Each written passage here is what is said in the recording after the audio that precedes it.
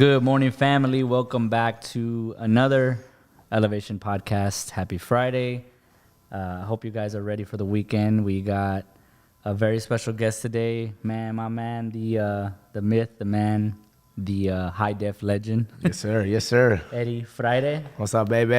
Y'all know what it is, baby. Repping Southside San Antonio all day, bro. Here we are. Bro. Southside legend right here in the making, bro. Yeah. So, man, thank you for being here, bro. I know you got a lot going on. The family, man. You got the fight. You're in the fight game, right? So, that's the biggest thing, right? For yourself, the fight game, right? It's crazy, right? So, today we're gonna talk a little bit about finding a passion, having passion for something, whether it's the fight game, whether it's your family, whether it's sports, real estate, right? Whatever it is. We're going to get into a little bit of a depth about different things and, just kind of go through a couple topics for you and stuff like that, where you're from and everything, get to know you, share your story. So pretty excited to have you today, bro. Let's get right into it. So you're from here, from San Antonio? Or yeah, man, born and raised Southside San Antonio. Yeah, man, 838 Gillette's back where I was, where I grew up. Yeah. So, yeah, man, I'm straight just South, yeah, bro, not just going towards downtown, South, Bro. So yeah, man, we're here, man. Well, man, it's good to have another person from the South here. I grew up on the South Side myself, and trying to make something of ourselves is a little bit tougher. I guess you could say. For sure. It's not as sunshine and rainbows on the South Side, so not at all. It's a tough thing, but so you're in the fight game, right? Yes, sir. You said you're from here, born and raised in San Antonio. We talked a little bit about, Mexico, and you said you have family there? Or? Yeah. So I got a lot of family in Mexico, actually. Like I said, my dad is from Zacatecas. Right now, he is in Juarez, Mexico right now, for different reasons. He actually was here, got into some kind of trouble. Okay. Had to get shipped back, so it is what it is. But yeah, man, I got family in Monterrey. I got family all over Mexico. We're straight Aztecs, man. We got that Aztec blood, So yeah, That's man, crazy. we're straight from over there. Here we are. We're in San Antonio now, Okay. which is basically still Mexico in a way, in a way, we have a lot of culture here in San Antonio, and that's one of the biggest things. If somebody's looking to move to San Antonio or thinking about venturing off to a different city, a lot of people look at San Antonio and they get excited about the culture. The biggest thing is here, culture is huge. We feel like even though we're not as big of a city as Houston or Dallas, we have a lot of culture here. We have a big family in San Antonio. So yeah, underrated for sure. San Antonio's always been underrated, man. You can be the San Antonio Spurs of 2014 and they're still gonna shit on you. It's like, it's like, what do you have to say? I don't. What do you want, it. man? Yeah, but it's all right, bro. Sometimes we're good with being the underdog. Yeah, we're a sleeping giant, man. We're just waking up now, and I think it's only a matter of time till we are like Houston, New York, Los Angeles. We're gonna get a name like that, and in the fight game, I'm here to represent it. 100%, bro, 100%. And man, we love having you represent the South Side, San Antonio, bro. So, all right, so we'll get into the fight game and all those details. A minute ago, though, we talked about, you working at HEB Warehouse. It's kind of cool because we related in that aspect. So hated it. Shout out to HEB Warehouse, man. Hated it. I hate it. Thank God. It was rough, man. Yeah, bro, it's rough. But honestly, it's an eye opener. Like I said, I worked there for about 7 years. Thank God I didn't have to do order selecting the whole time, right? I actually moved up a little bit. Didn't move up as quick as I wanted to, bro. But it took about a year and a half, 2 years, and transitioned to a higher role where I didn't have to select and stuff like that. So selecting is rough, bro. It's very rough. And then you said you're from the frozen warehouse. Frozen department was, man. I would go to other departments and be like, man, y'all have it made over here, bro. And I would be, in the frozen department just. The roughest part about it for me was it wasn't the selecting, man. I can do that. I love to get paid to work out because I would work out, try to make incentive and all that, But the worst part was when you're having to do that and then go straight to train after that. I mean, my body was just dead. It's 10, 12 hours of working out from 5 a.m. to 5 p.m., and then next thing you know, you're right back at it, training. And, man, my body was just out of there, bro. Beat, bro. Yeah, so it's tough. So I actually went to the frozen warehouse for a little bit. And like I was telling you, when Houston went underwater, they closed the HEB warehouse in Houston. So they were kind of shut down for, I think it was almost a month, bro. That puts everybody behind, right? So now San Antonio has to ship out double the work, triple the work. On top of handling Houston's work, we're dealing with people who are underwater, you know, who are basically fighting for their lives, bro. It's crazy over there at that point in time. So they sent some of us to go help Frozen. Mm-hmm. And I kid you not, bro, at the time I wasn't a selector, right? So first and foremost, I wasn't selecting there at the time. So they sent me to Frozen. They're like, hey, you know, well, we need your labor, right? That we need you to help go and actually, you know, put some hands on some boxes, get back into the game. Mm-hmm. So I was like, all right, cool, whatever, right? Go over there for a few weeks.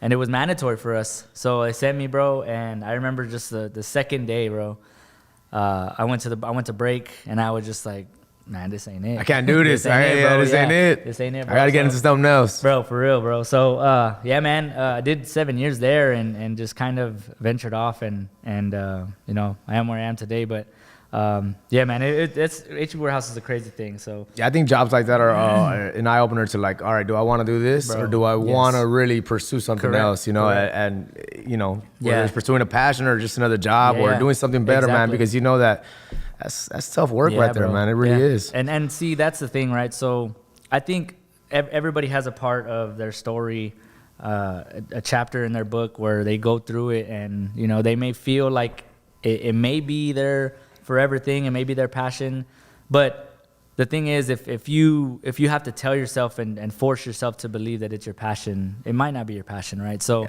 I think HEB Warehouse, again, you know, I have a lot of boys and buddies that still work there, and they're all doing really good. Yeah. You know, shout out to them. Kudos to them, man, bro, for sure. kudos to them.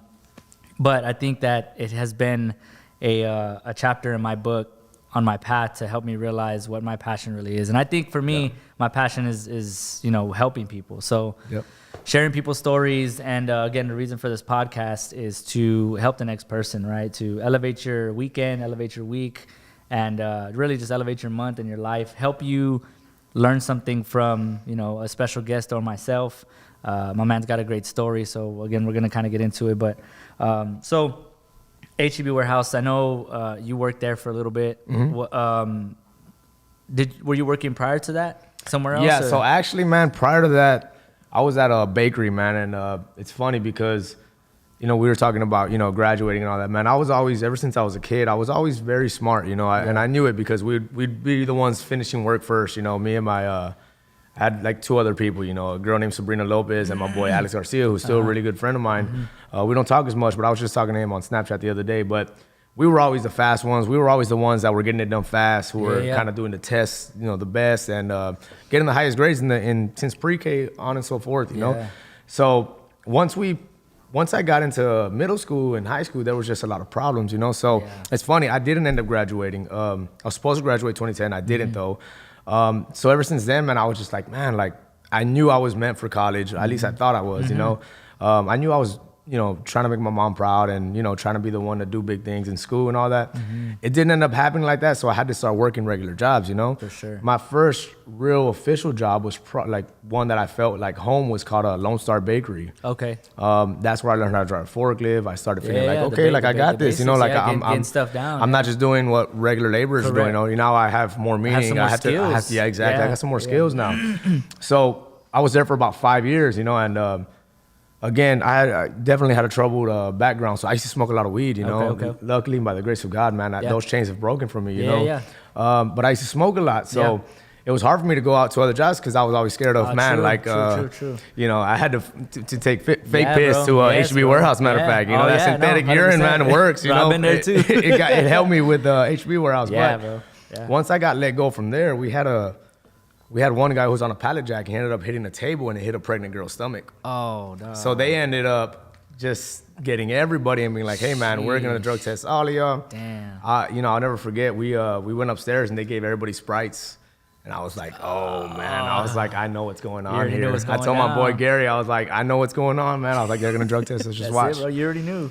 And yeah, sure enough, they took out the test. I was like, I'm out. It's, you know, thank y'all. I think I was like 2 kids in, man. I had 2 kids. I was like, man, what am I gonna do? You know, I cannot. You know, I'm gonna be, you know, not being able to pay my rent. It was rough, man. And so yeah, once I left there, it was kind of job to job to job. until I landed where I'm at now. Now I am with River City Produce, which I had to represent them, man. That's what's up, bro. So I was gonna ask about that, bro. River City Produce, I'm over there, man. And luckily for me, I've moved up there. You know, I started off as literally doing what some of the older ladies are doing, like packing tomatoes. I just needed a job, and I remember going over there thinking, man, I'll be here for 2 months. That's it. I'll find something else. Right. Here we are 5 years later. You know, I've moved up there into a management position. The owners there are great. They represent, you know, they like what I represent. They go to my fights as well, you know. So that's dope, bro. It's really cool to have owners like that, you know, to kind of back you up and support. And yeah, man, so it's been really good to me, and here we are now, you know what I mean? That's what's up, man. You know, being there, like you said, right, you thought you were going to do it for a couple months. I mean, sometimes, bro, you just stumble across some good things, you know? For sure. You take advantage of it, live in the moment, and you know, soak it all in. So that's good, bro. Congrats on that. Moved up, and you're in a management position now? I'm a manager over there, man. We got, you know, like I said, man, I went from packing tomatoes to managing, you know, 20, 30 people now. So it's definitely humbling. And, bro. And again, it just goes to show that I know I have the brains for it. I know I have the determination and the focus just to be able to do the best work that I can in the amount of time that I can. For sure. And it gets noticed, you know. That's what's up, bro. It just goes to show that hard work gets noticed you know. Yeah, but like you said, bro, it has a lot to do with the management too, you know, the team that you work with. One of the biggest things is working with somebody and people that you enjoy being around. You know, they support you, they support what you do, which is pretty dope. And that's all about, you know, having a passion too. Whenever you're passionate about something, you know, it just feels right? So that's the biggest thing. And so for you, right? You said, you know, you were at that point you were at HEB Warehouse when you were leaving. You had 2 kids at the time. So how many kiddos do you have total right now? I have 6 kids now, 6 man. Kids. Yeah, I'm a father of you know, half a dozen, man. It's you know, the beautiful thing about that is that you don't see this a lot no more, man. No. If you hear somebody has 6 kids now, it's usually they have 2 with this one, 3 here and 1 here, you know. Bro. I have 6 with my wife, Jerica, you know. And man, that's what's up. Yeah, she knows that I love her with all my heart, man. I'm not perfect, and you know that, babe. But man, you know, it's a beautiful thing whenever you can see yourself, you know, being that grandma and grandpa 100%. As, you know, in 40, 50 years from now, and just having, you know, an abundance of grandchildren, amazing, you know, and you bro. don't see that anymore. No. You know, it's tough to get that now. Yeah. And I'm very passionate about that. You know, like I need to have that. You know, my life would not be fulfilled if I did not have that. You know, so exactly. I can't wait. You know, a lot of people, they don't look forward to being a grandpa and all this. Man, I can't wait. Bro, you know what I mean? Yeah, you thrive in those moments. You know, and that's what makes you different. And once you kind of just embrace the moment and look forward to things like that, you know, I mean, you can't dread it, bro. Like that, it's gonna happen. You know, we've all made decisions in our life. You know, you're proud dad of 6 kiddos, right? Which is freaking awesome, bro. So 6 kiddos, man, that's an amazing thing, bro. So, so as far as the fight game, right? We'll get into it a little bit. How did you get into it? What was how did you find your passion in it, right? So we're talking about passion today. What drove you to the fight game, right? Did you just kind of see something on TV, or was it buddy? It's funny because, again, I have total. It's 5 of us. It's 5 boys. You know, I'm the youngest of 5 boys. So my older brothers were all into the gang life. You know, this was back in the 90s, early 2000s, where there was a lot of colors. A lot of, bro, it was big. It was big so time, much more bro. back then, in my opinion, at least. No, you do have your gangs now and stuff like that, but back then it was just so much more. It was outrageous. And I just always remember seeing them, and I was like, I don't want that. You know, like, we had our house shot up. It felt like every other week, our house was just getting shot up. And, I still remember the first time we got, a drive-by to my house. I remember we heard the shots, and me and my brother, Michael, who is, it was the 3 older ones, and it was me and him. Michael, he actually was like a year and a half older than me. He was 1 grade above me. And I still remember that like it was yesterday. We dropped to the floor and we looked at each other and we started laughing because we were like, what is going on? Yeah, just tripping. If you're going to be a gangster, you're a gangster at 8 years old because you're laughing at bullets flying through your door, That is nuts, bro. Without even knowing, subconsciously. And so, yeah, man, I just knew I didn't want this, and I knew the struggle that my mom would go through. And I knew I just wanted something different, So I would always tell them, put me in sports.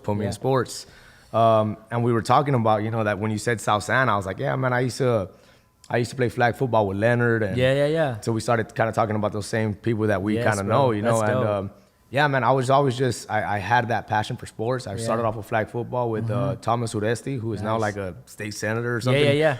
And I don't forget that, you know. It's 100%. he had a broke down truck where he used to give me a ride, you know, because I didn't have a ride back. And from there, I started doing YMCA basketball, and you know, anything that I did, I just gave it my all. Yeah. I always say, man, like if you're gonna do anything, do it as if you're doing it for God. Yeah. You know, and I didn't think about that as a kid, but Yeah. I always had that drive and the passion for it. But Yeah. now, whenever I'm telling the people that I work with, Yeah.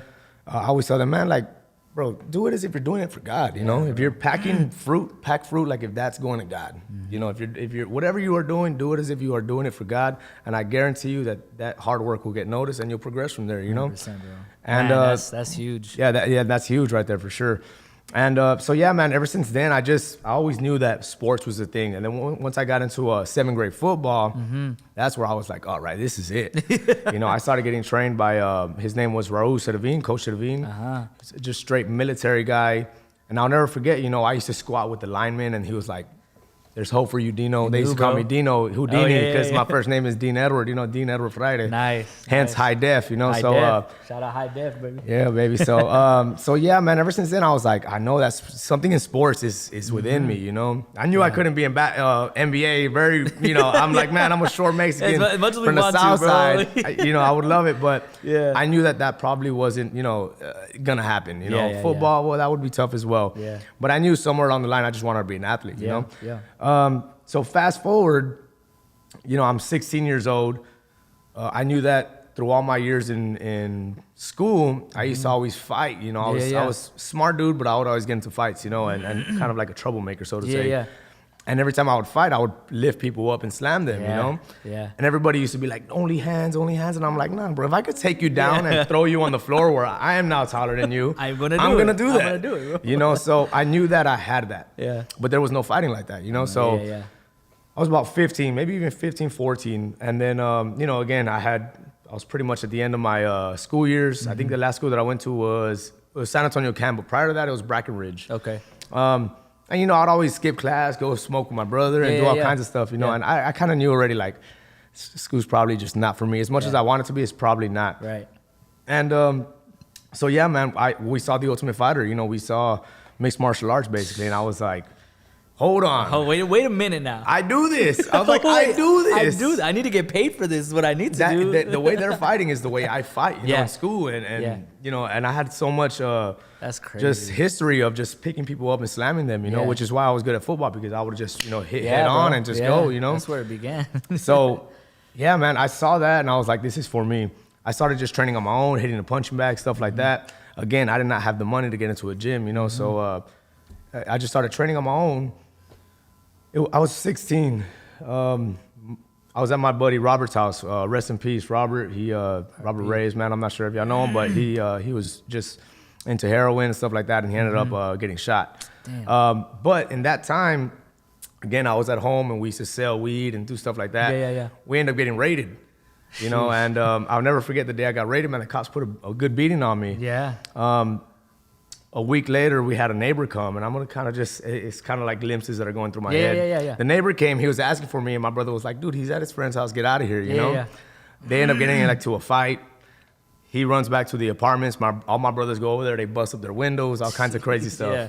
And a week later from then, his uncle comes, big 6'2" guy, straight out of jail, basically, you know? And he's like, well, who's gonna pay for my sister's windows and this and that?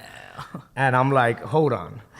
It was my brother Albert, my brother John, and I'm coming from inside. And I'm like, who is this guy screaming out here and getting loud with my brothers, you know? And I'm this 5 foot, 16-year-old, just ready to conquer the world, you know? Yeah. I go out there and I'm like, man, what's up? What's going on? And he's like, well, who's gonna pay for the windows and this and that? And my brother Albert wasn't bowing down, but he wasn't like, nah. Like, I came out like, nah, what's up? Yeah. And he was like, well, we'll see if we can help and this and that. And I'm like, nah, we ain't helping nothing. What are you talking about? Y'all came over here, you know? Y'all began this mess. Exactly. So I remember that dude spit, like, what? He said, what did you say? And I spit back and I'm like, man, you heard me. And I'm looking up like, dude, I'm not scared of you, bro. Yeah. And my grandma at the time was waiting to take my brother to Everest for HVAC. Okay. He started after we got raided and all that. He signed up for school, just trying to change himself, you know. Yeah. So I remember this big dude just looked at my grandma and he goes, like, "What's up?" And man, I was like, "Bro, my grandma, That's it, really?" bro. Come on, bro. I run maybe about 10 yards and my brother's behind me and I'm like, "What's up, bro? That's my grandma." And he had like a button-up shirt and he takes it off and he's like, "Man, I'll take on both of y'all." As soon as he did that, I hit him. I remember he hit me once. Yeah. And my brother, who's epileptic or was at the time, luckily he's been freed from that. Good. My first thought was, hey man, I don't want him to hit my brother For because sure, my brother bro, has bad seizures, you bro, know, it not could be just bad. mild ones, real bad ones, you know. Yeah. And I thought he's not gonna lay a hand on my brother, you know. So I rushed him football style, you know. Right. I'm rushing him, and we probably went about 20 yards, bro. Yeah. And I'm just trying, you know, he didn't know how to sprawl, you know. Sprawl's an MMA term in the fight game, you know. Finally, I end up lifting him up from his ass, and I drop him, and as I drop him, he breaks his arm. Oh. So he broke his arm, and I'm on top of him hitting him. Yeah. And then his nephew, Andrew, who was the one that kind of caused the chaos, grabs me. My brother's on top of him hitting him. Yeah. My other brother the whole time, Albert, was grabbing some brass knuckles from his car. Oh, yeah. And not only brass knuckles, but the ones with spikes. Oh, bro. So he finally gets it. That dude's like on his fours with a broken arm, and my brother's on top of him. My brother comes and starts hitting him in the head. And I just remember looking, and I see just blood just coming out of him. Yeah. He gets up. We had one of them ghetto basketball courts. He's falling over on it. Yeah. And he's like, "They broke my arm. They broke my arm." He ends up leaving, you know, like a dog with a tail between his legs. Bro. Sheesh. And ever since then, man, that's where I knew that my brothers were like, whoa. Yeah, whoa. Like, this isn't my little brother that I can pick on no more. You know, like, bro. this dude can fight Yeah, now. He's And right when that happened, man, I just knew I was like, all right, this is what I got to fight. Yeah. You know, like, I'm taking down big dudes straight from jail. Straight up. At 15, 16 years old, and he broke his arm, you know, and if that don't happen, it probably would have been a bad day for us. You know, For he's sure, a big dude. Yeah. I'm sure he hit pretty hard. Yeah. Yeah, man. So ever since then, I was like, all right, let's do I'm it. into it, yeah. You know, I finally found a gym. Yeah. After that gym, you know, we had a fallout. Nothing too crazy. You know, I was with Lozano's Martial Arts for quite a while. Okay. I kind of ended up just coaching, you know, but I still wanted to fight. So once I found Ray Rodriguez, you know, it was called Ultimate Submission at the time. Now we are at Unity Training Center, you know, so shout out Unity. Shout out Unity. Man, it's a beautiful thing now where we're at. You know, I got coaches. You know, I'm going to my 7th pro fight. You know, Man, that's you know, what's I'm up, coming bro. off, you know, 12-second knockout. So you know, just fast forward now, man. Shoot. Here we are, bro. Speaking of that 12-second knockout, can you can we pull that up real quick? Check this out. Oh, okay, yeah. Look, Oh, there this you guy are, had bro. it coming, bro. Yeah, let me walk me through this real quick. All right, so I knew. Were you nervous? Right I was there? not nervous Oh, at you all. were pumped, bro. I was pumped. We were supposed to fight back in August, and then I really? caught COVID. Oh, okay. And so at the weigh-ins, this dude told me, he's like, "I'm glad you showed up this time. Like if I was." Shut up, and the thing dog. that made it personal was that at that time, man, I felt like I was gonna die, bro. You know, and my wife had it, my kids had it. So when he said that, he didn't even know he got so personal with me. I was bro. like, "All right." He fucked up. I said, "I'm gonna whoop your ass, bro." Bro, I was like, "I'm gonna kick your ass. Just watch." So this was probably the only fight that I've had real malice towards somebody. Yeah.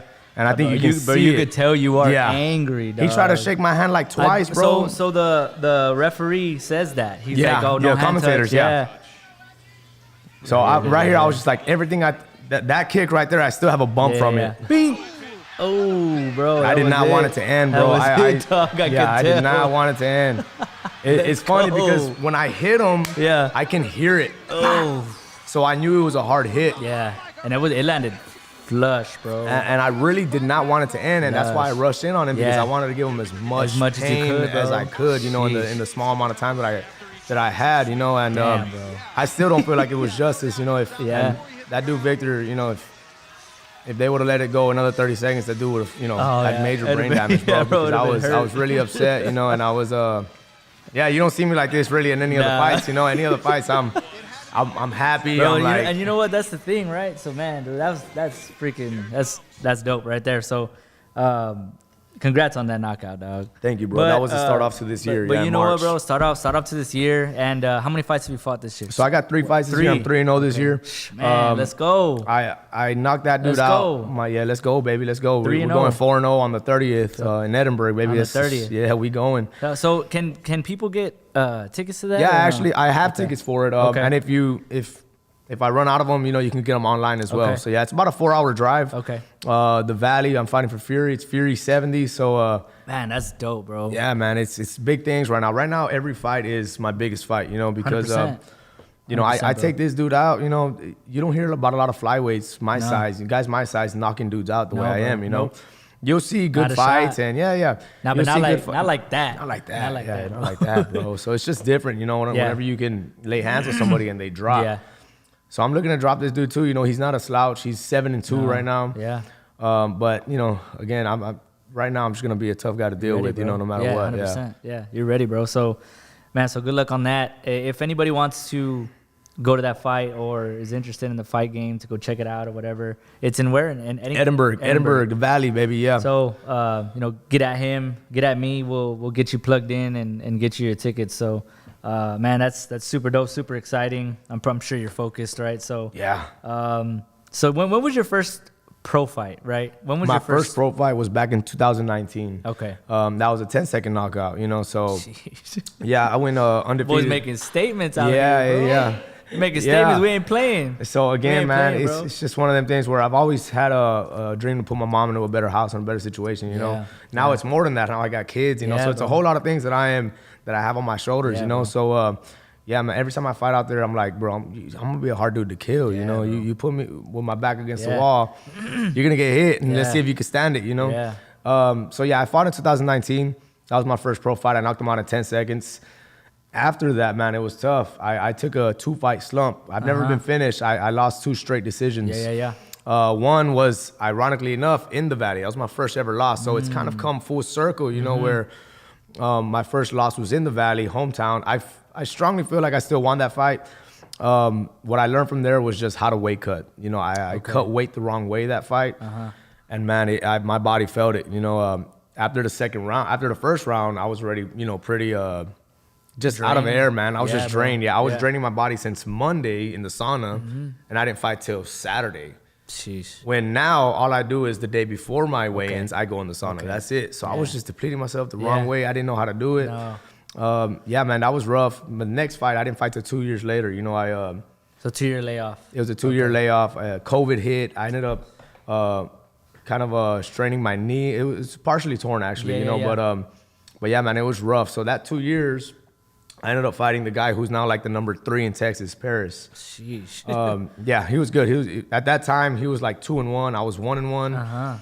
We took it because we didn't know how much fights. With COVID, you just don't know when you're gonna be able to fight again or what. Correct. I ended up losing that fight as well. At one point, there was like a cutoff of pretty much all sports. Exactly, So at that point, it's like, yeah. I'm gonna take what I could get. Exactly. And again, I knew he was a tough dude, but I Yeah. knew I was tough as well. Yeah. I won the last round against him. He won the first 2. It was just one of those things where in that 15 minutes, I could not figure out that puzzle. Yeah, for sure, bro. Yeah.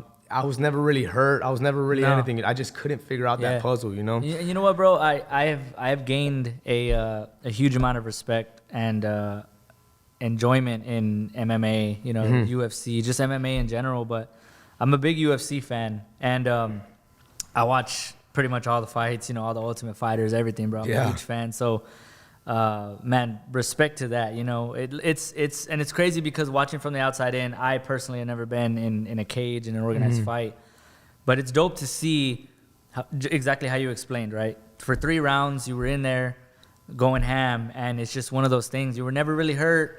He never really caught you, never really had you, in a position where you were about to be choked out or anything. It's just, you just couldn't figure that puzzle out. And could you, if you guys fought again, could you probably figure that out? Oh, for possibly? sure. You know what I I'm know I saying? can. Right now, man, so- I think anybody in Texas, Yeah. I think I can take anybody in Texas Man, right bro, now, I'm behind you. and so 100%. on and so forth, for sure. Again, I was off a 2-year layoff, and a lot of people don't know, and I hate to say this, but because it's not an excuse, it is what it is. I'm just always going to tell it like it is. Yeah. The week before that, I fought on Sunday, and I never forget because I'm big with numbers, and it was on 3/7. It was March 7th, 2021, and I ended up the week before that, I almost broke my ankle. You know, my main coach, Ray Rodriguez, and Mo, who is now a college wrestler, really good, talented kid, man. He ended up doing like a forward roll on my ankle. Immediate pain. I thought I was gonna have to back out of the fight. I was like, you know what? Let's see how it goes. 3 days later, I ended up catching food poisoning. So I'm weight cutting. I just almost broke my ankle. I got food poisoning. I called the promoter. I'm like, dude, I don't think I can fight, bro. Like this is crazy, you know? Like, there's all these things going on that I don't know if I can fight. Yeah. And the promoter, Eric, was like, man, look, I need you, man. Like, you come on. Like, this dude's a huge draw for me. I can't lose this fight. It was my first fight ever on Fight Pass as well, on UFC Fight Pass. So I didn't want to lose that either. You know, there was so much different things going on, so much barriers that I was like, man, I don't know what to do. And I told him, look, give me a few days, give me another 2 days, let me see how I feel in the next 48 hours, and I'll let you know. And it's never in me to back out. No, I've never backed out of a fight, you know, ever since I was a kid, you know. Now I was like, you know, I'm not gonna do it. I'm not gonna start now. Yeah, I ended up going through with it again. I wasn't prepared, man. And you weren't at your best, bro. Yeah, I wasn't. But it's funny, bro, because God will always send you these signs. And it's crazy because I'm in the hotel by myself and I'm watching TV. And I was just talking about this with one of my buddies the other day. There was an Eddie Murphy marathon.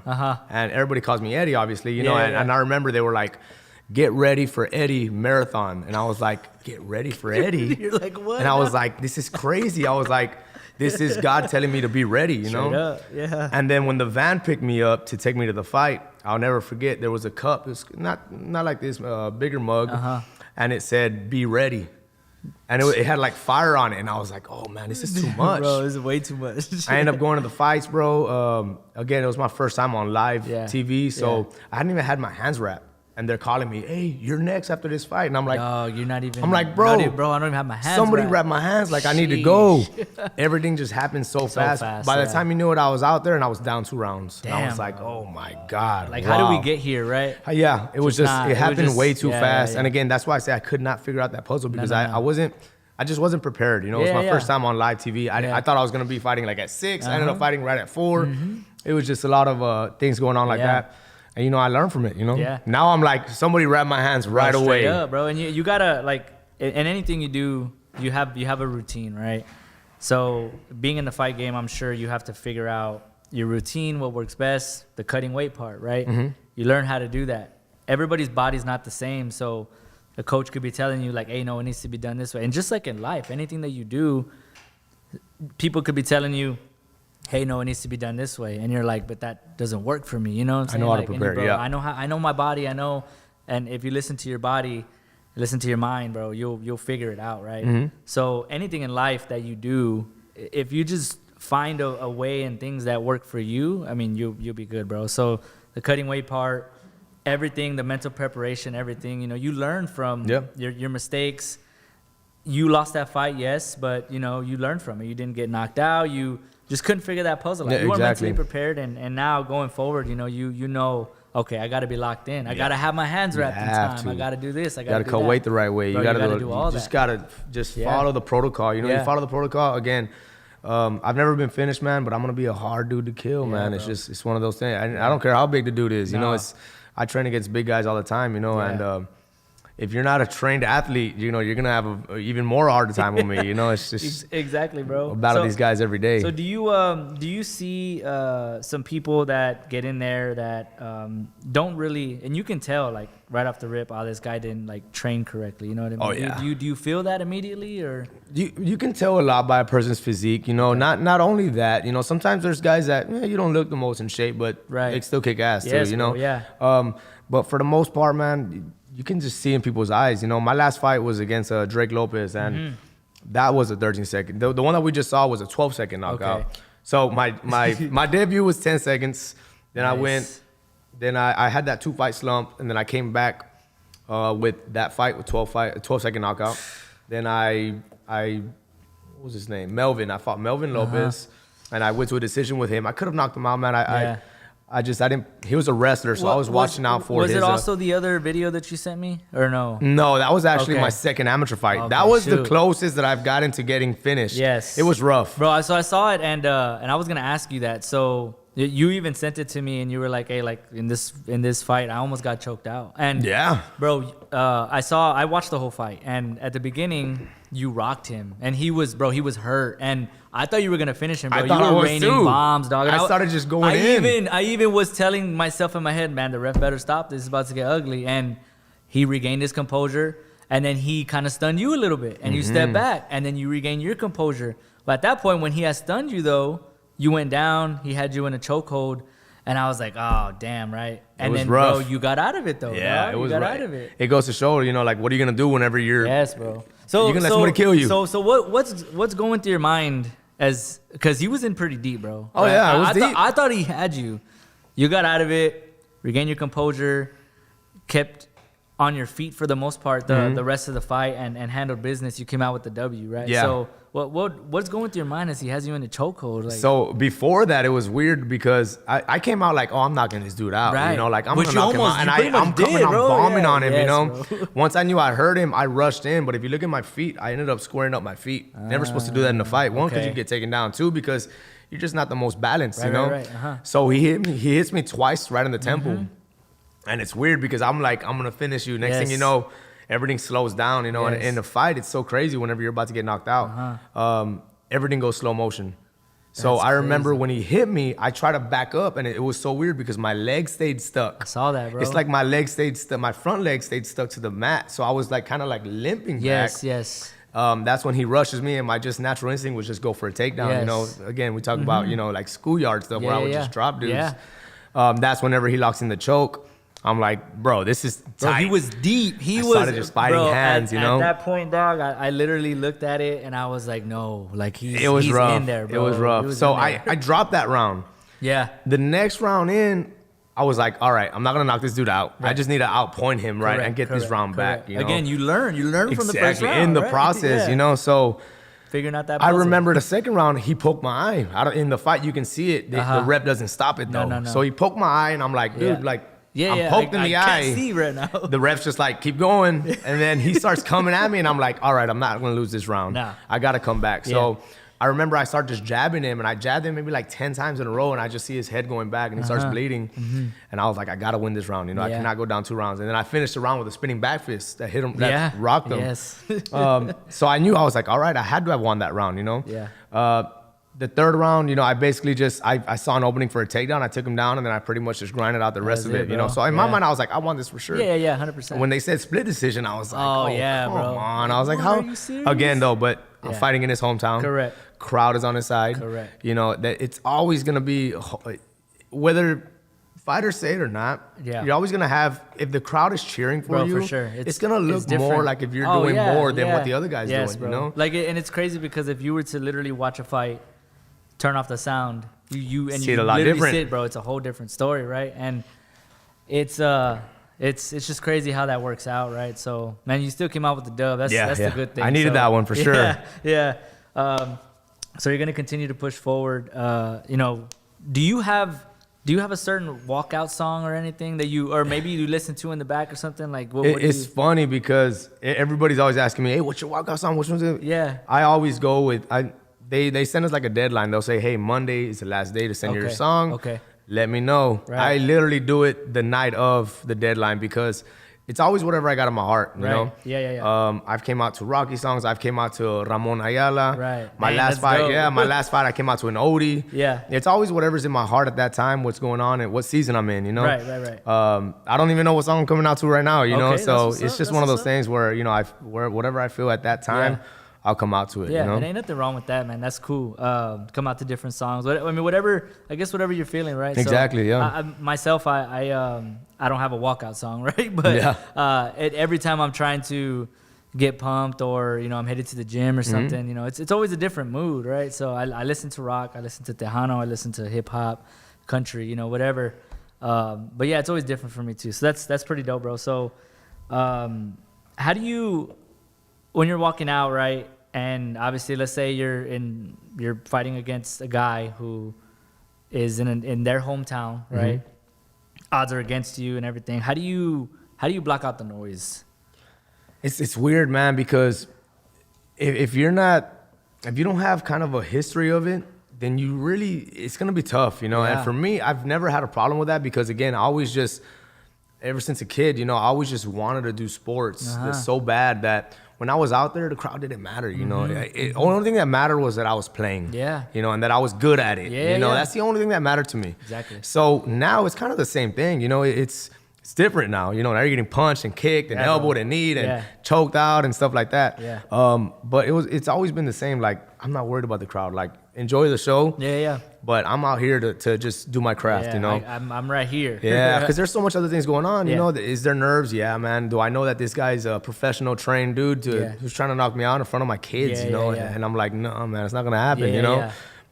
Can it happen? Hey, man, anything can happen in the fight game. You know what I mean? You get hit right in the right spot, you go down, you know? That's it, bro. The main thing is preparing for that moment, you know? So, yeah, man, there's so much variables that go into it, but for the most part, man, I go out there, I block out the noise. And once I go out there, it's high def time, you know? It's like, hey, man, let's get it. Everything just goes out the door, and it's like, I'm going to hit you, you know? I'm going to hit you, and you're going to fall. And you know what? One of the things that you said that really stood out is, you know, you enjoy doing it, right? And that's the thing, right? Ever since you were growing up and stuff, you've gained a passion for it. And I think once, like you said, right, if you're new to the fight game and it's maybe you're like, let's say you're doing it just to do it, right? It may be hard to block out the noise. So in anything in life that you're doing, if you're doing something just because somebody else is doing it or just because you feel like you have to or whatever, right? You don't have a passion for it. It's going to be hard to block out the noise. But if you do have a passion for it, like myself, right? I enjoy helping people. I enjoy getting people to home ownership, helping them on their second purchase, third purchase, or whatever. It's easy to block out the noise. I don't listen to, you know, is there a better real estate agent than me? I believe no, but there's somebody that's producing more than I am, right? And he may have been in the game for 15, 20 years. He may be selling more real estate than I am, but I feel I genuinely put my heart into it. And it's easy to block out the noise, right? Because people are going to compare you to other people. People are going to compare you to the fighter you're going up against. For sure. And if you just have a passion for something, bro, it's so easy to block out the noise. I don't care what he's doing. I don't care what that person in the crowd has to say. I'm focused on a task at hand, and I'm gonna handle business, and it's that simple. You know what I mean? So, man, that's super dope that you're able to do that. So, it's right here. I was laughing because Jerica she put LOL. You're wearing Eddie's cap. Hey, yeah, that's my son's cap. Hey, I seen it. I was like, yeah, I'm wearing this. I like what's it. up, bro. So you didn't go to Harlandale though? No, right? no. I went to obviously since elementary, Gillette, Kingsboro. Then I went to Terrell Wells. Okay. And then I made the transition to McCullum. Okay. Funny enough, I ended up getting kicked out of there for fighting. God dang, bro. Yeah, we beat up a senior pretty bad, me and a few of my boys. Hey, man, that's one thing about me. I'm straight loyal, you know. I'll never forget. I'm not sure if you know him, but Rick Triana. Somebody wanted, you know, some mess with him, and it was actually because of Dominique, which is his cousin. Something happened in lunch. Rick ended up telling the dude something. Then we're at a volleyball game after. Oh, damn. And they're like, hey, his senior brother wants to talk to you. And I'm like, you know, I was kind of like the lead of the pack, you know? Yeah. And I'm like, hey, let him come over here. Yeah. We're over here enjoing the game, you know? Let him come. They come like 3 more times. And I'm like, all right, let's go. What's going on? Yeah, what's up? Next thing you know, we see a big Dominique put laugh my ass up. Don't blame me. It was you. I'm sorry, Dominique. No, but it's all good because it you know, it happened God's way, you know. That's funny. And yeah, man, I don't even remember the dude's name. He was a senior, big skater guy. My boy Rick ends up just hitting him. Then my boy Edward Vasquez, which I haven't seen him in a long time, but what's up, Edward, man? That's my boy right there. I've known him for a long time. My mom knows his mom. He hits him in the back of the head. The dude doesn't even feel it, and it's straight out of a movie, bro. I swear. My boy Rick's hitting him, and I see his jaw moving, and he's a big dude, you know. And then I swear to you, he grabbed his shirt and he goes, "My turn." Oh my! He threw a big punch. My boy Rick falls, and right there, I just took off my thing. I was like, "Nah, let's go, let's go." We start going after him, man. Next thing you know, I mean, he's down. I'm hitting him. He ends up like, I remember there was I'm not sure. Well, you've never been to McCullum, but there's a tree, and this dude's like trying to dodge us, like he was in trouble, tree, bro. He was stuck. Next thing you know, he ends up running, bro, and you know, after an ass kicking. And man, next thing you know, I'm expelled. Ever since then, I was like, you know, school's not for me, man. I'm not at home anymore. But yeah, Dominique, shout out Dominique, man. Hey, Dominique put haha, we OG since Gillette pre-K. Always had my back. Yeah, for real, That's though. what's up, Dominic, bro. man, I've known her since, man, Lord, pre-K bro. Gillette, Miss Ramos, Miss Fracusca, Miss De Los Santos. Yeah. Ever since all that, man, Yeah. we go way back like a That's Cadillac what's on up, full bro. flats, bro. Oh man, that's what's up. Man, that's cool, man. You know, people, we got multiple people hopping in and out of here, which is cool. You know, thank you guys for hopping on and tuning in. We have a bunch of people in the chat, so if y'all have any questions, just shoot it. We're an open book. So, man, that's super dope. We are. Let me see. So I have another question. Sure. I can't even ask. I had the question written down. Did you get in any fights in high school? But we've already passed that We've already subject. passed that, We've yeah. already come past that. So, do you have like a routine? Right, we learned from the past and cutting weight and everything. Do you have a routine on fight day? You know, is there anything that you do different? Okay. Yes, for sure. So walk me through that. How does that what do you do different? So well, not necessarily different, but fight day. One is, you know, I'm heavy on meditation and praying the night before, which it should be every night, you know. Yes. Lord forgive me. Sometimes, you know, I'm just too tired and I end up going to sleep without praying. And I'll wake up in the morning and I'm like, you did not pray. No. You know, but that week of, you know, I'm heavy on prayer. Yeah. Especially the night before, you know, mostly just praying for, you know, there's people that go in there and die, bro. Yeah. You know, I know what it is, man. Yeah. I know that this is a dangerous sport. It is. All it takes is one hit.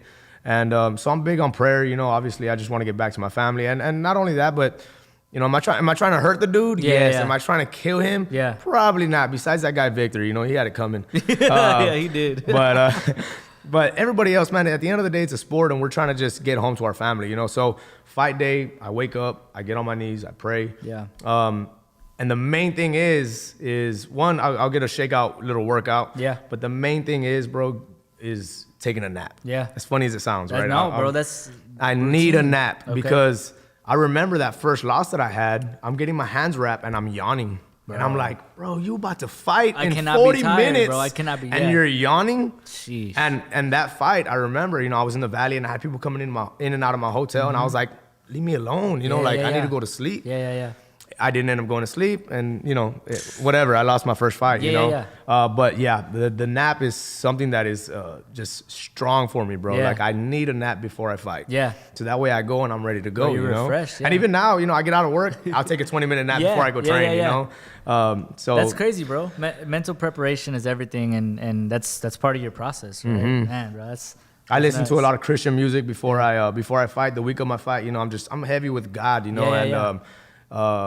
as long as I know that He got me and you know it's validated in my mind, I'm like I can go out there and conquer the world, you know, yeah. Oh, yes. So yeah, that's kind of my week routine. That's of, cool, man. That's of cool, fight, bro. Fight week. And it's like you said, as funny as it is, you need a nap, right? And My girl's always saying, "You're old. You always need a nap." That's so funny. No, it's just part of the process. You know what I mean? Protocol, follow the protocol. Tori, Ashton, and we're not gonna do that. Tori put. Can you show me how to hit Rick with a 2-piece?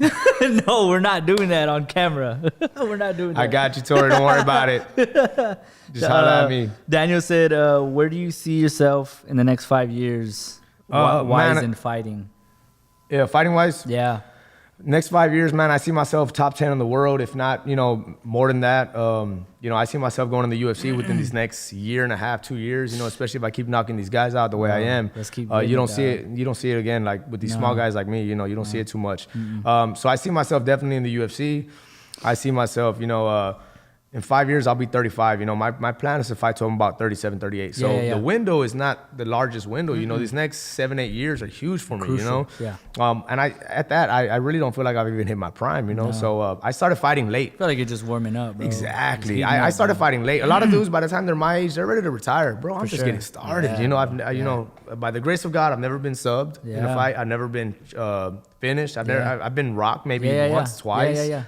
So man, I'm young in the fight game. You know, I'm 30 years old, but I feel like I'm 23 in the fight game. You know, so yeah, man, I see myself definitely top 10 in the world, and just still knocking some heads off. Bro, you got the. I tell you what, you got the city of San Antonio behind you, bro. 100%. Yeah. So we're all behind you. So we'll believe it. And man, bro, we're gonna be watching the rest of your fights for sure. Yeah, so, yeah, for sure, man. It's always a show. I have another question. When you're fighting, what emotions go through you? Is it or is it better to keep emotions separate since fighting is technically your profession? Yes, That's a for great sure. question. So it's like two sides of you, you know, like my professional side is like a robot. I'm just like, I'm going out there, I'm going to handle business and I'm going. And then the other part of me is, you know, my emotions is like, bro, this dude's trying to take food from my table. Right. My kids are all right here and you're trying to take half of my paycheck back home to you. Yeah. Nah. It ain't going to happen. You know what I mean? Again, I attribute it to like, how hard are you to kill? You know, I'm going to be hard to kill, man. So with that being said, if you're trying to take food from my table, you're trying to take a party from my kids. You're trying to take, Peter Piper pizza day out with my kids. Straight and I'm like, nah, man, it's not going to happen easily. Yeah. So there definitely is the emotion aspect. You can't rely on that 100% because, you know, if you get too emotional, I think it drains your energy as well, you know? So you kind of got to put it in the back burner, but it's still there. You know, I'm a very emotional dude. You know, there's been times where, I'm just one of those dudes, man. I can watch a good movie and start crying, you know, bro, I'm just one of those dudes, you know. You're passionate, bro. Exactly. It's just passion. And a lot of people think it's weak. I'm like, bro, it's weak. I'll knock you out. You know, if you think it's weak, I'm going to drop you. We can square up right now. Come to the gym, you know, and I'll show you how weak it is, you know. In my eyes, man, it's just like, bro, like, you know, I think there's a saying, I don't know who said it, but they say if you laugh, you cry, and something else during the day, it's a full day. You know what I mean? And to me, if you can laugh and cry in a day, bro, that is a complete day for me, you know? So, yeah, man, any day that I can, I wear my emotions on my sleeve, bro, and it's just the way it is, you know? Ever since I was a kid, I was like that. And, it's still the same, you know? I'm a grown-ass dude who enjoys a good movie and a good show. You know, I don't watch too much because I'm always training as well, but if something can hit me in the heart, even, it's funny because there's a song that my daughter sings. It's called Trader. Every time she sings it, I cry. Damn. You know, because I've always known she was gonna be a singer for whatever reason. Ever since she was a baby, I remember she started singing a song. She was like one, singing, and I was like, she's gonna be a singer.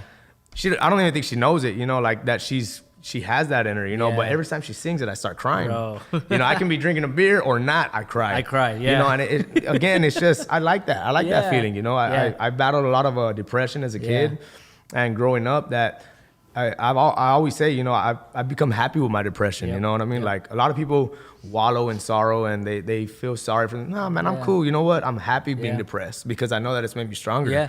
You know? A lot of people let it get to them. And, you know, the fact that you've been able to conquer that is huge, bro. It shows your mental toughness, you know?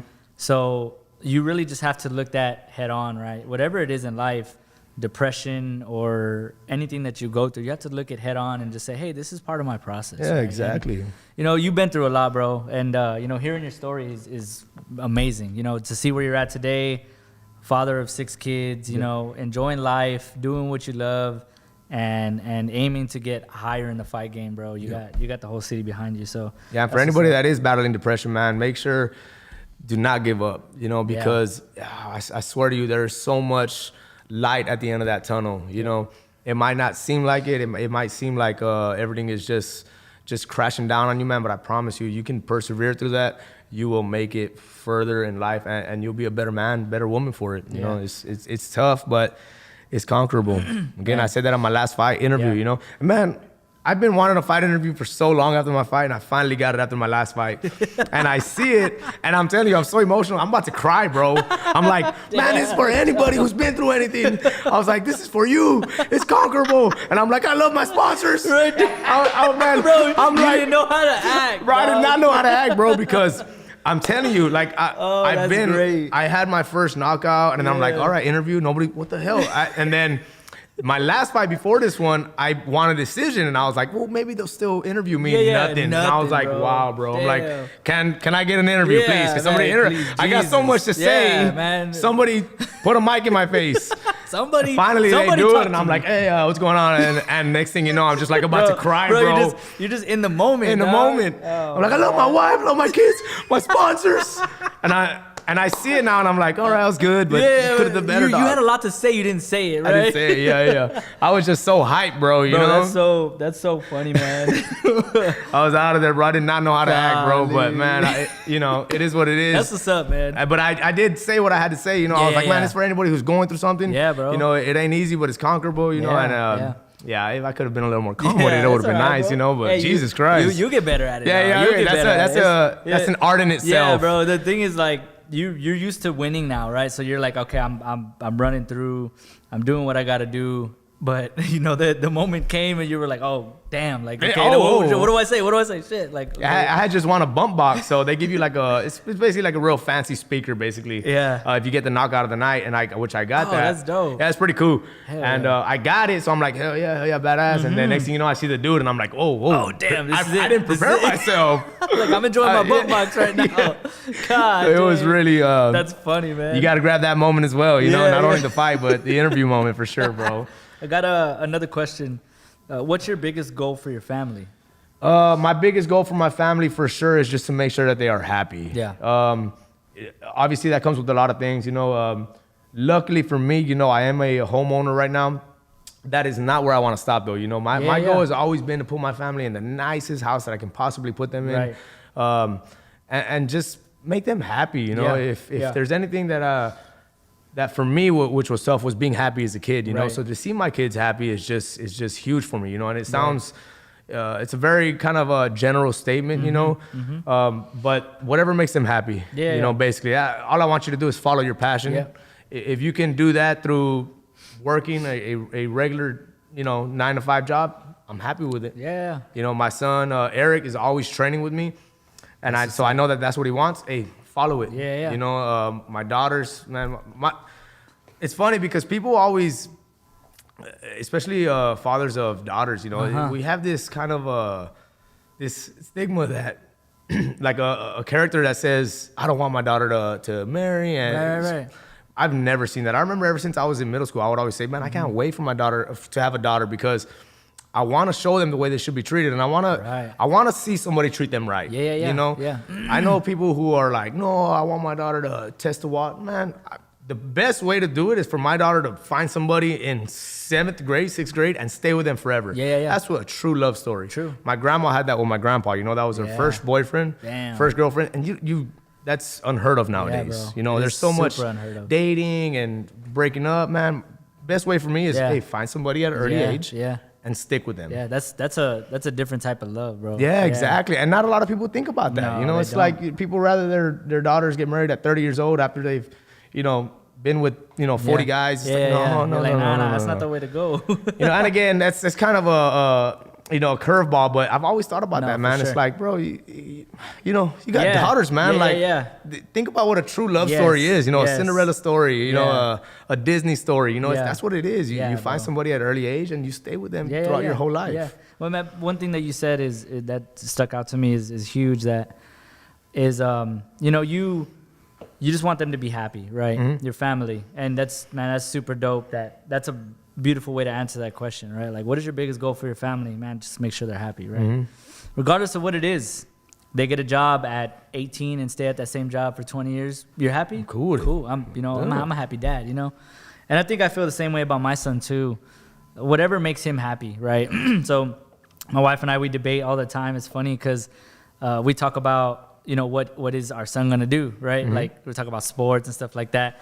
Bro, he already, like, he's a little bit over 5 months old, and if we have something on the TV, he doesn't really pay too much mind to it. But bro, it's so weird, and I could be just that weird dad, right? But bro, he likes this. There's sports on, bro, and MMA or UFC, football, baseball, basketball, bro. He literally will just be tuned in, dog. Like, I could just throw it on. It's funny because the other night we were doing something, and I think we were like cleaning the house, and I was gonna sit him down.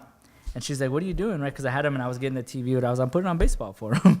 And she started like, leave it alone. Yeah, bro. We're just, come on now. So she started laughing. But, bro, he enjoys that. You know what I'm saying? Yeah. But, again, what I'm getting at is that going as they're growing, you know, whatever makes them happy, right? And you're going to do, as a father, whatever you need to do to make them happy. So whether it's, you know, doing something, going the extra mile for them, or, you know, maybe just supporting them, you know, mental support is everything. And, you know, the fact that you are such a happy going person is going to be good for them, bro. So that's dope. So let's see.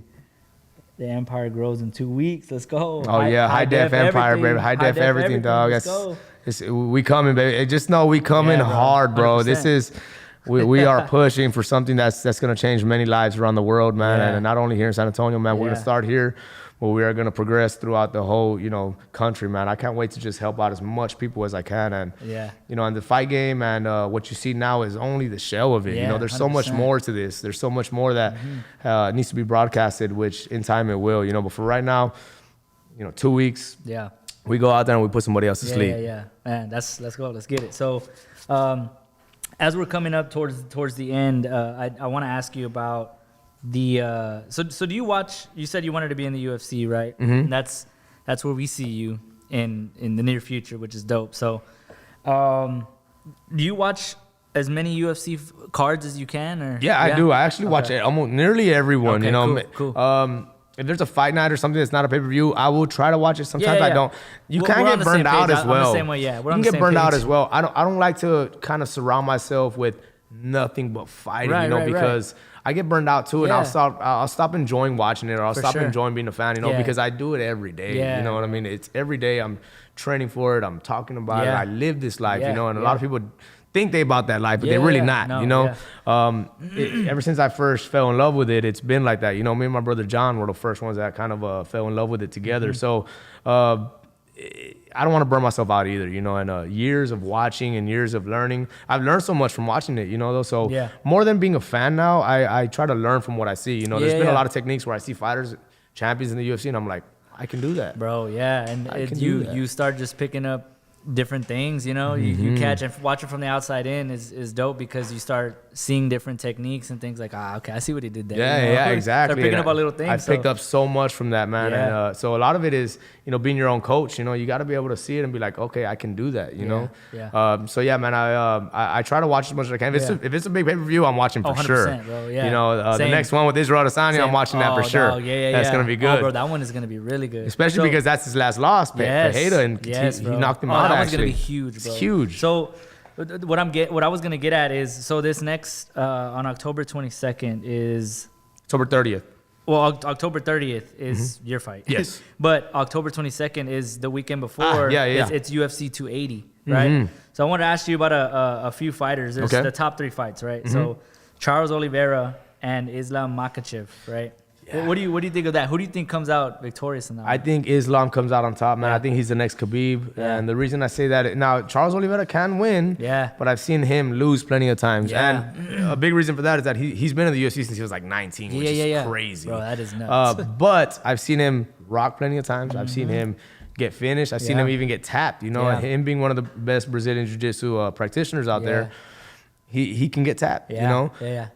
Islam, never really seen him in trouble. Islam is always cool, calm, and collective, dog. He has one loss, I think. He's like 19-1, and that one loss, we don't even know who it is. Or it probably happened like one of his first fights, So I don't know, man. I just, if I was which I kind of am a betting man, so might just be putting some money on Islam. Same, bro. So the next one is TJ Dillashaw and Sterling.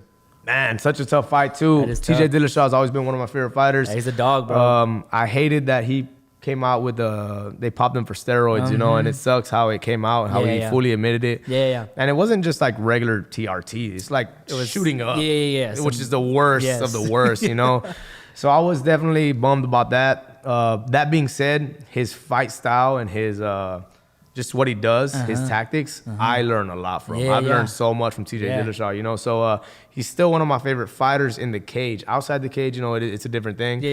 Just because I'm big on just being natural, just being a natural fighter.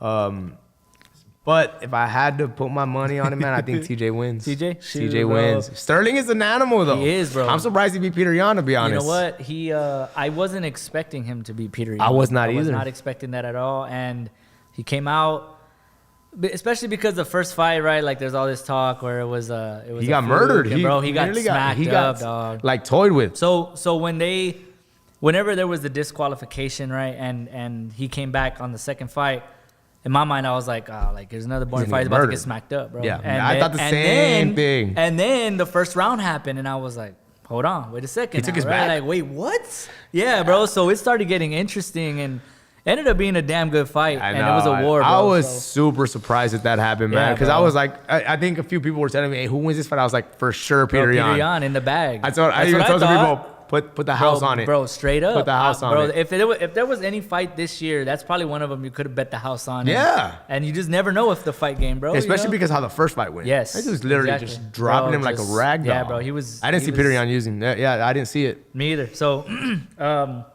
the last one I have is so you got Peter Yan fighting Sean O'Malley. Yay, So man, that is rough. Sean O'Malley has a different type of fighting style, which is dope. He's very lengthy. He likes to stay on the outside. He's a good boxer.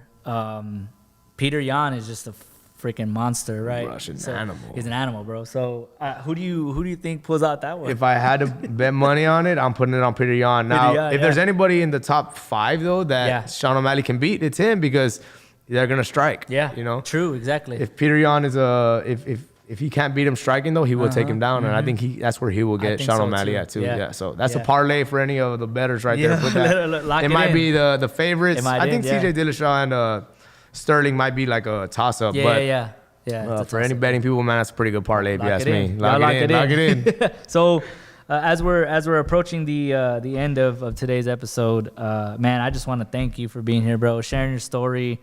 It has been amazing just hearing where you're from, and going through everything, finding your passion. And it seems to me like you have a passion for the fight game. You have a passion for your family. Yep. And whatever it is, man, give it 100% and give it all you got with anything that you do. So you go through life. You got to find that passion, right? Yep. And if you don't have a passion, you're kind of just all over the place. Like I said, whether it be your family, your kiddos, it doesn't have to be something like the fight game. It doesn't have to be something like real estate. It doesn't have to be, cars or a sport. It doesn't have to be any of that. As long as you have a passion for something, you'll find your way, and God will help you. God will handle the rest. Yeah, it doesn't have to be the most extreme, man. If you're making coffee, if you're packing boxes, whatever you are doing, do it as if you were doing it for God. And I promise you that hard work will get noticed. If I'm gonna make this cup right here, I gotta pack it with something. I'm doing it as if I'm giving it to God. So, man, just do it. Keep that mind state. I don't think a lot of people would think about that, and if you don't believe in God, then you're pretty much just shitting on your own self, Straight up, yep. So the last question I do have for you is, what advice would you give to somebody that is wanting to find a passion? Let's say they don't know what their passion is, right? What advice would you give that has helped you, gain passion in your family, gain passion in the fight game?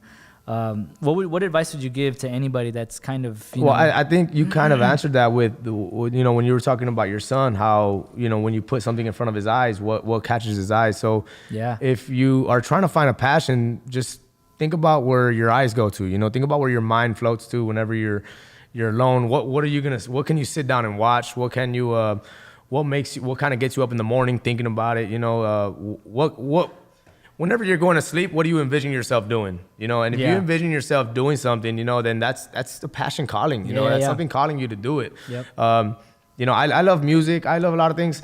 But at the end of the day, I knew I was like, fighting is where it's at. I know that this is what I have to do.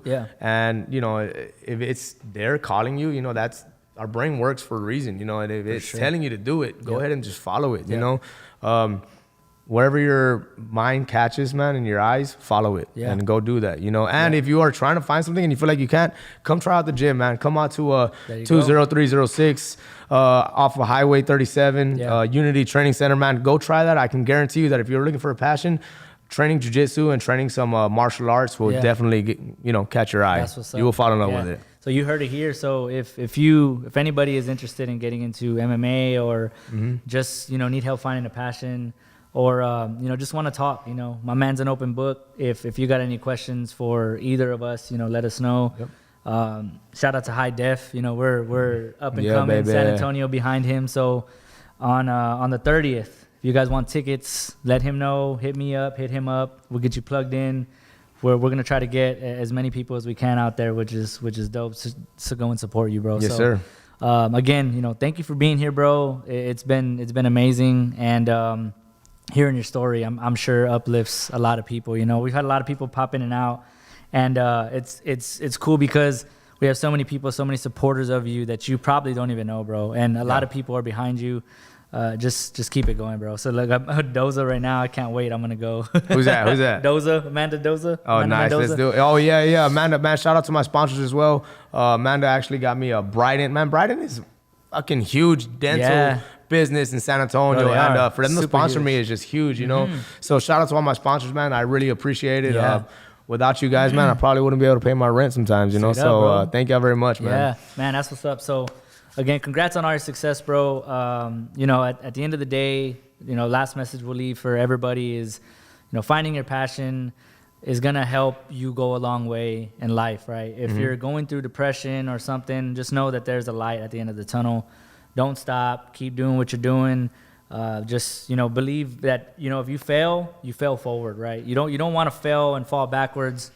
You fail forward, you learn, right? Yeah, You don't just fail and just chalk it up as an L. You learn from that, right? So to turn that L and from a loss to a lesson, and it'll change your life. It'll change your perspective. Yeah. So again, you know, we thank you guys for everybody that tuned in. We had a lot of people on, and we love all the support. If you haven't yet, hop on my YouTube channel.